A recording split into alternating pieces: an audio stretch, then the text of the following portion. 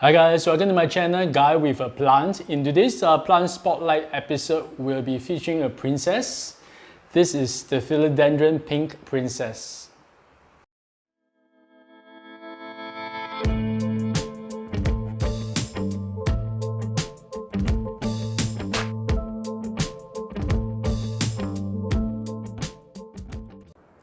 I got this 4 months back when it's about this tall.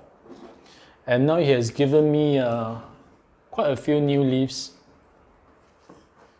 He came sitting in this sphagnum moss. I was supposed to change it out 1 week after, but as you can see, it's still in moss.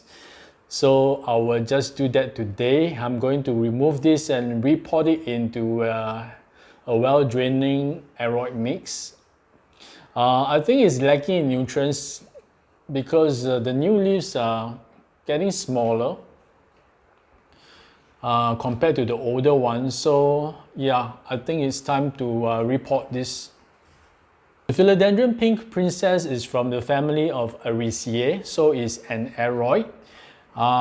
It's from the genus of Philodendron, and the species is Philodendron erubescens. This is a cultivar, but the lineage is pretty unknown. It wasn't sure what the parent plants are, but it was believed that this was hybridized in the 1970s. The Pink Princess was a very popular plant about 1 to 2 years back, and it commanded a price tag of mid-hundreds, maybe $300 to $600 for even a small specimen, locally as well as almost everywhere else.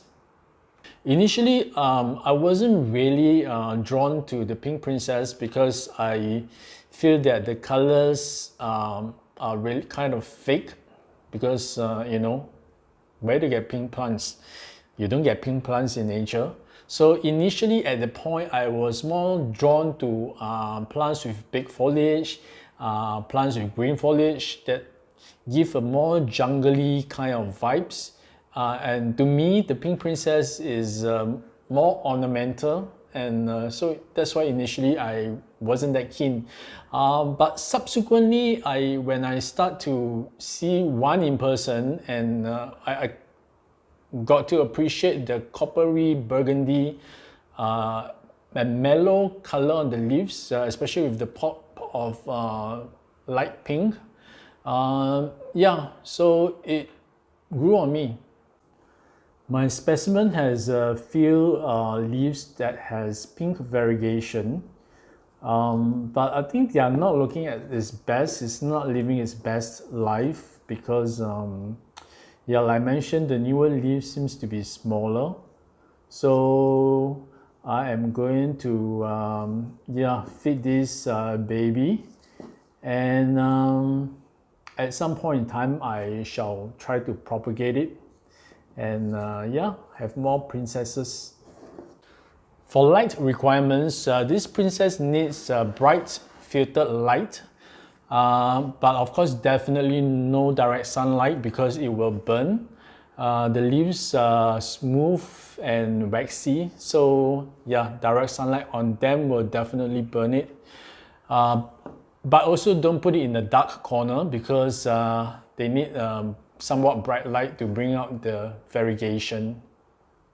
For watering, I don't think I'm doing the right thing at the moment because it's sitting in moss, and moss tends to dry out pretty fast.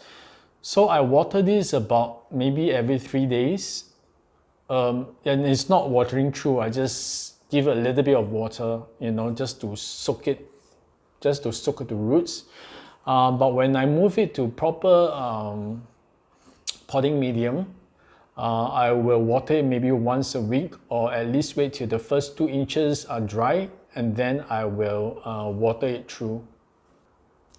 So for potting medium, I'm just going to give it an aeroid mix, which is very airy and loose kind of medium for all my aeroid plants.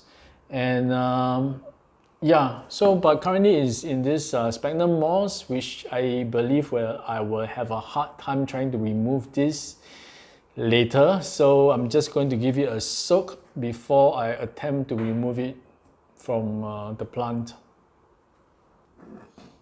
I believe of all the philodendron, this erubescens is one of the non-fussy ones. And so when it comes to humidity, I think it doesn't really need very high humidity. It's good to have. If not, I think it will do fine. And but what I do is I'll give it a mist every morning. Of course, my place is very windy, so it's really well circulated. And also, I try to put it together with other plants to keep the humidity within the plant.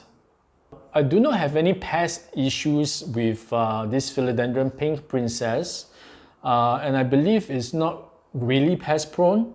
But what I do get is spots on the leaf, which I'm not sure whether is it bacterial or fungal infection, or is it due to the extra floral nectar that sometimes philodendrons are known to produce, these sugar-like crystals that is actually to attract the ants, which will in turn help to remove pests from the plant.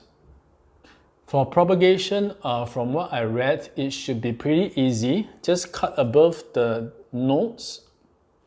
As you can see, there are many aerial roots, so they will root up really easily. So just cut it above the node, put it in water or maybe sphagnum moss, and then it should root out very fast, and then you have a new princess. Okay, I'm going to remove this from the sphagnum moss. I'm not sure whether how easy it will be. So I'm just going to give it a good soak and to gently remove it without disturbing the roots as much as I can. Let me do that and I'll be back. Check out the roots.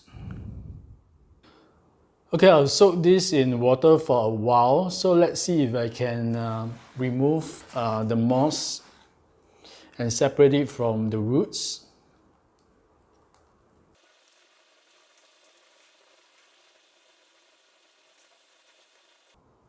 No, I think it's quite tough. Got to soak it a bit longer. Okay, this is the day after. I've been soaking this Pink Princess in water, and even so, it was really difficult to remove the moss from the roots. So I spent about 45 minutes just manually removing the moss from this plant, and I finally did it. And check out the roots. It's definitely very root bound, and yeah, it's really time for a repot. And note to self, if you want to move this to a different medium, don't put it in moss for too long, because it's going to be a nightmare, a real pain to separate them. I'll be using this terracotta pot. I think this is about 6 inch with a drainage hole.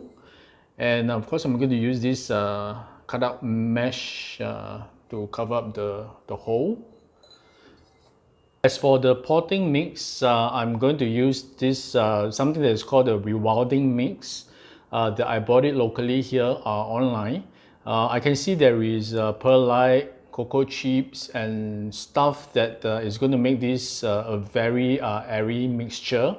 I'm just going to put here the list of the ingredients that is in this potting medium. Okay, let's get started. I'm using my trusty spoon. Just going to make sure I don't mix this with my kitchen cutlery. Okay, so I'm just going to put some of the potting medium in first.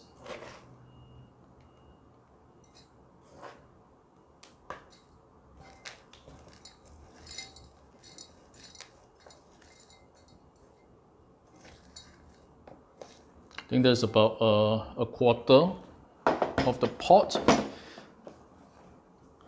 Then I'm just going to put this in. Whoa.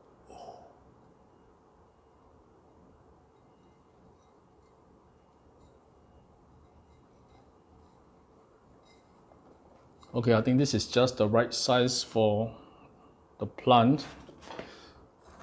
Probably needs a little bit more.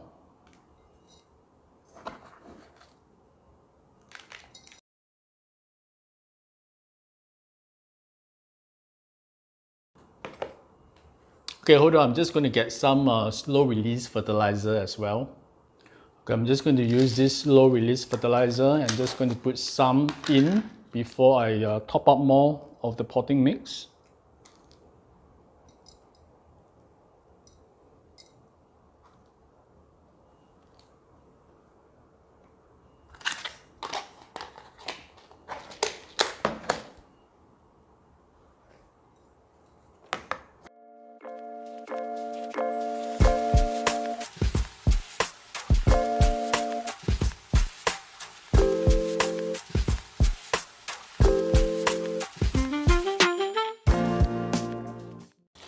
Then I'm just going to put some more of the slow release fertilizer as well on top. And we are finally done. Okay, I'm going to give it a drink. This is water with some root booster.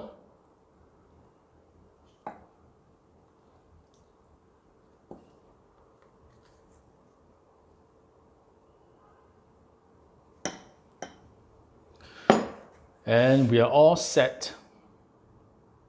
Okay, that's all we have for today. I will keep you guys updated on this status of the Pink Princess. I shall try to propagate this and also to give it a moss pole once the plant is more established in the new pot.